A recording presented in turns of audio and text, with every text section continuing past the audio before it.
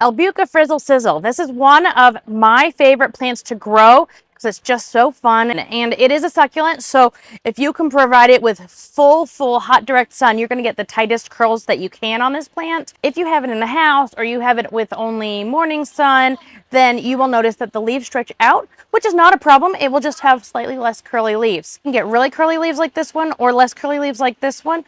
Both are very healthy. You don't need to worry. Just kind of depends on the plant and also the light they were getting. This one may have been closer to a table and getting a little bit of shade while it was growing these leaves, whereas this one was more directly in full sun. So it's July right now. They're starting to push up blooms. It is the beginning of their growing season because they're from Africa, where it is going into spring right now, as opposed to us, which we're leading into middle of summer, early fall. But for them, it's the beginning of spring. So they're blooming and they're pushing up new growth. And then all winter long, they will grow really reliably for you.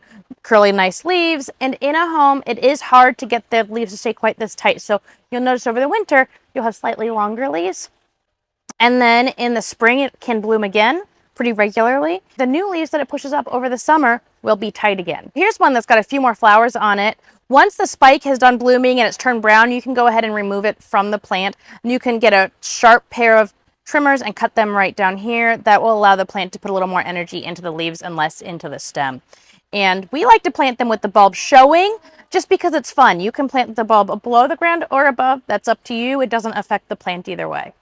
For watering this guy, you want to water it really well and then let it dry down in between watering.